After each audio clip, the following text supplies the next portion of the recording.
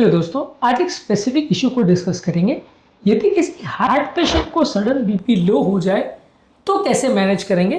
कई बार क्या होता है कि हार्ट पेशेंट्स में अलग अलग कारणों की वजह से, चाहे इन्फेक्शन की वजह से, दवाइयों की वजह से, डिहाइड्रेशन की वजह से, हार्ट फेलियर की वजह से सडन बीपी लो हो जाता है, जो कि अपने आप में एक बड़ा इशू होता है क्योंकि हार्ट पेशेंट्स यूजली इसको टॉलरेट कई बार उतने अच्छी तरह से नहीं कर पाते जितना नॉर्मल व्यक्ति कर सकता है।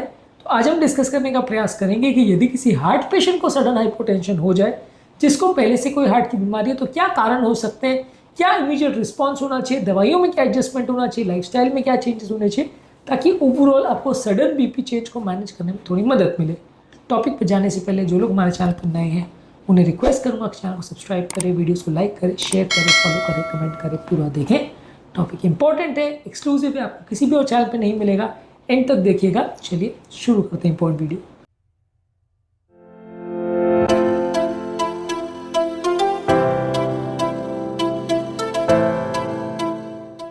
सबसे पहले जरूरी है कि आप कारण ढूंढें कि ये हो क्या रहा है। अक्सर किसी पेशाब बढ़ाने वाली दवा, बीपी कम करने वाली दवा या हार्ट फेलियर वाली दवा की वजह से ज़्यादातर ये प्रॉब्लम होती है। और अगर ऐसा कोई कारण मिलता है तो ऑब्वियसली अगला स्टेप ऑफ ट्रीटमेंट ये होगा कि दवा को या तो बंद करें या उसके डोज को कम करें, तब तक जब तक बीपी स्टेबल नहीं हो जाए। अपने प्रिस्क्रिप्शन पेपर में मार्क करवा लीजिए कि कौन कौन सी दवाएं ऐसी है जो ब्लड प्रेशर को कम कर सकती है, और इन दवाओं को जब भी ब्लड प्रेशर लो हो तो तुरंत 2-4 दिन के लिए बंद कर दीजिए, तब तक जब तक ब्लड प्रेशर स्टेबल ना हो जाए। कभी कभी किसी किसी दवा, खासकर बीटा ब्लॉकर को सडनली बंद करना नुकसानदायक हो सकता है, साइड इफेक्ट हो सकते हैं। तो वैसे केस में कई बार आपको वेट एंड वॉच भी करना रहता है। लेकिन अगर कोई दवा ऐसी है जो सीवियर ब्लड प्रेशर ड्रॉप करे और बीपी अगर बहुत लो है, लो से मेरा मतलब 100-110 सिस्टोलिक से नहीं है, अगर 90 से नीचे सिस्टोलिक हो जाता है, यानी ऊपर वाला ब्लड प्रेशर 90 से नीचे हो जाता है, नीचे वाला ब्लड प्रेशर 60 से नीचे हो जाता है, तो उसे सिग्निफिकेंट हाइपोटेंशन मानेंगे। और ऐसे केस में आपको दवा को एटलीस्ट 2-4 दिन, तब तक जब तक बीपी स्टेबल नहीं हो जाए, बंद कर देना चाहिए। अगर एक दिन में हो जाए तो एक दिन में रिस्टार्ट कर सकते हैं, या कई बार ऐसा कर सकते हैं कि मान लीजिए अगर 200 मिलीग्राम की दवा चल रही है और बीपी आपका थोड़ा कम हो रहा है, तो उस दिन आप 100 मिलीग्राम लेके देख सकते हैं या 50 मिलीग्राम लेके देख सकते हैं। तो उससे बीपी मेंटेन हो जाए तो फिर वो मेंटेन कर सकते हैं। पर ये इनडेफिनेटली मत करिए। ये जो आप चेंजेस कर रहे हैं अपने डॉक्टर से डिस्कस कर लीजिए। जब भी इस तरह का कोई चेंज आप कर रहे हैं, अपने डॉक्टर से अगले दिन या 1-2 दिन के बाद तुरंत मिल लीजिए कि सर मुझे प्रॉब्लम आई थी, दवा से मेरा बीपी कुछ ज़्यादा ही लो गया था, क्या इसका डोज कम कर सकते हैं या क्या इसको बंद करना फीजिबल है या नहीं। ये डॉक्टर आपको अपनी दवाइयों के इंडिकेशंस और उसके इफेक्ट, साइड इफेक्ट्स के को देख के जज करके आपको दे देंगे कि इसमें ऐसा ऐसा कर सकते हो, तो आप उसको आगे फॉलो कर सकते हो। पर ये चीज़ें बिना डॉक्टर से पूछे बहुत ज़्यादा नहीं करनी चाहिए, पर आप 1-2 दिन के लिए करोगे तो मोस्टली इतना फर्क नहीं पड़ेगा। इसके अलावा अगर ब्लड वॉल्यूम बहुत कम है, कई बार क्या होता है कि उल्टी दस्त की वजह से या किसी बीमारी की वजह से सडन वॉल्यूम का वॉल्यूम ड्रॉप हो जाता है, जिसकी वजह से व्यक्ति को डिहाइड्रेशन की वजह से ब्लड प्रेशर लो हो जाता है। अगर ऐसा हो रहा है तो अगर कोई पेशाब बढ़ाने वाली दवा है जिसके साइड इफेक्ट से हो रहा है तो उसको ट्रीट करिए, उल्टी दस्त की वजह से हो रहा है तो उसको ट्रीट करिए। ज़्यादा पानी और नमक लीजिए। अक्सर ये डिहाइड्रेशन रिलेटेड अगर हाइपोटेंशन है तो ज़्यादा पानी और नमक लेने से उसमें तुरंत रिस्पॉन्स मिल जाता है। इसके अलावा कोई हार्ट का वाल्व का प्रॉब्लम, हार्ट फेलियर हो, रिदम प्रॉब्लम हो, या कोई सडन कार्डियक इश्यूज हो, हार्ट अटैक हो, तो वो भी लो ब्लड प्रेशर कर सकता है। ये डेफिनेटली सीरियस इशू है। और कार्डियोजेनिक शॉक अगर एक्चुअल में हो रहा है, यानी हार्ट फेलियर की वजह से अगर लो बीपी हो रहा है, तो डेफिनेटली आपको हॉस्पिटल जाना पड़ेगा, और ये कई बार डेंजरस हो सकता है। इसमें ज़्यादा वेट और लेट करना नुकसानदायक हो सकता है। पर घर पे बैठे कैसे पता चले कि इसमें प्रॉब्लम वाल्व का था इसलिए बीपी लो हो गया कि क्या हुआ। ऑब्वियसली इसका सोल्यूशन ये है कि डॉक्टर के पास जाएं, उससे डिस्कस करें, वो मदद करेगा आपकी जानने में कि इसके कारण क्या है, और उसके हिसाब से आप थेरेपी प्लान कर सकते हो। इसके अलावा आपका घर पर रिस्पॉन्स क्या होगा जब सडन बीपी लो होता है। जब सडन बीपी लो होता है तो ज़मीन पर लेट जाइए और पाँव को ऊपर उठा लीजिए। ऐसा करने से ब्लड फ्लो जो है ब्रेन और हार्ट को इम्प्रूव हो जाता है, इससे आपको बेटर लगेगा। इसके अलावा फ्लूइड इंटेक बढ़ाइए, पानी ज़्यादा मात्रा में लीजिए। इसको ज़्यादा मात्रा में पानी लेने से आपको कंपेरेटिवली जो अगर डिहाइड्रेशन रिलेटेड अगर लो बीपी है तो उसमें फ़ायदा मिलेगा। इसके अलावा अगर चाय, कॉफ़ी या अल्कोहल ले रहे हैं आप तो उसको बंद कर दीजिए। ये चीज़ें बॉडी को डिहाइड्रेट करती है, यूरिन वॉल्यूम बढ़ाती है, ब्लड वॉल्यूम जो नलियों के अंदर है उसको कम करती है। इन चीज़ों का सेवन ना करिए। इसके अलावा कोई ऐसा स्नैक खा सकते हैं जिसमें ज़्यादा मात्रा में नमक हो। नमक आपके ब्लड प्रेशर को मेंटेन करने में मदद करता है। कोई भी चीज़ में एक्स्ट्रा नमक या खाने में एक्स्ट्रा नमक डाल के ले सकते हैं। ये आपके ब्लड प्रेशर को बढ़ाने और मेंटेन करने में मदद करेगा। इसके अलावा कंप्रेशन स्टॉकिंग्स या अब्डोमिनल बाइंडर्स का प्रयोग कर सकते हैं, यानी पाँव में टाइट मोजे या स्टॉकिंग्स पहन सकते हैं, या पेट पर बाइंड करने वाला कोई चीज़ का प्रयोग कर सकते हैं। ये आपका ब्लड सर्कुलेशन को इम्प्रूव करता है और पाँव में जो ब्लड एक्स्ट्रा इकट्ठा हो जाता है उसमें इम्प्रूवमेंट करता है। इसके अलावा आपकी दवाइयों में एडजस्ट करिए। यदि आपको ऐसी दवाइयाँ चल रही है जो बीपी कम करती है या बीपी की दवा है, पेशाब बढ़ाने वाली दवा है, तो उसके डोज को कम करिए और उसको इफेक्ट्स को काउंटर करने के लिए दोबारा प्रॉब्लम नहीं है उसको मैनेज करने में डॉक्टर की मदद लीजिए।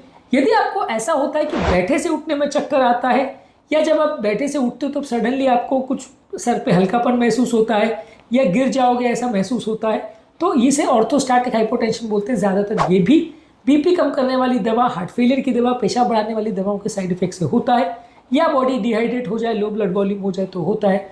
ऐसे केस में भी आपको कारण ढूंढना पड़ेगा और ट्रीटमेंट करना पड़ेगा। अब लाइफस्टाइल में क्या चेंजेस कर सकते हैं? रेगुलर लाइट एक्सरसाइज करिए, वजन कम करने का प्रयास करिए, लंबे समय तक किसी भी एक जगह पर खड़े मत रहिए। इससे ग्रेविटेशनल फोर्स की वजह से आपका ब्लड पाँव में इकट्ठा हो जाएगा जिसकी वजह से आपको चक्कर आ सकते हैं। और जब कभी भी आप बैठे से उठ रहे हैं तो थोड़ा धीरे धीरे करके उठिए।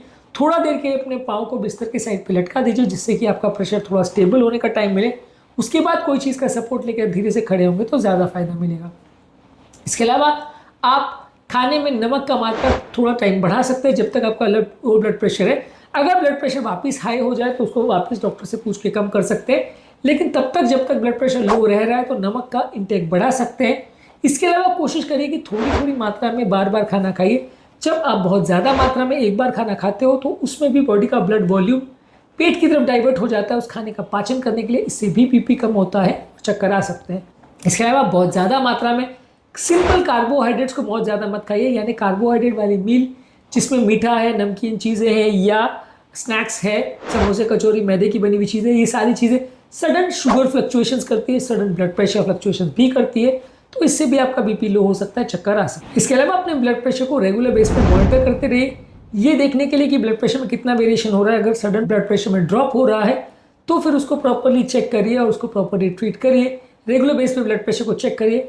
ब्लड प्रेशर कम होने के क्या लक्षण होते हैं, जैसे चक्कर होना, कमजोरी होना, बेहोश हो जाना, धुंधला दिखाई देना, उल्टी जैसा लगना, कमजोरी लगना, नींद ज़्यादा आना, ये सारे लक्षणों के बारे में पता होना चाहिए, क्योंकि कई बार अलग अलग पेशेंट्स को अलग अलग तरह के लक्षण होते हैं जिनके बारे में यदि हमें पता नहीं होगा तो हम उसे प्रॉपरली मैनेज नहीं कर पाएंगे। क्योंकि अगर लक्षणों के बारे में पता नहीं होगा और हमको लगेगा कि ये किसी और दवा की वजह से, किसी और इशू की वजह से हो रहा है, तो हम अननेसेसरी उसका ट्रीटमेंट करते रहेंगे और एक्चुअल लो बीपी की तरफ ध्यान नहीं जाएगा और हम उसे ट्रीट नहीं कर पाएंगे। इसके अलावा अगर किसी व्यक्ति का बीपी परसिस्टेंट लो रह रहा है या लंबे समय तक अगर लो ही रह रहा है तो अपने डॉक्टर से मिलिए और उससे डिस्कस करिए, वो आपकी मदद करेंगे इसको प्रॉपरली मैनेज करने के लिए। इसके अलावा यदि किसी व्यक्ति का ब्लड प्रेशर लंबे समय तक बहुत ज़्यादा लो रह रहा है तो इंट्रावीनस फ्लूइड्स यानी आईवी फ्लूइड्स का प्रयोग करिए। इसके अलावा ब्लड प्रेशर की जो मेडिसिन चल रही है उसको रिड्यूस करिए। अगर बहुत ज़्यादा लो बीपी और ऐसी कोई दवा नहीं चल रही जिससे लो ब्लड प्रेशर हो रहा है तो वैसे केसेस में आप कुछ बीपी बढ़ाने वाली दवाई जैसे फ्लूट्रोकॉर्टिसोन और मीथोट्राइन का प्रयोग कर सकते हैं। ये दोनों थोड़ी टॉक्सिक और थोड़ी कॉस्टली दवाएं कम समय के लिए यूज़ की जाती है।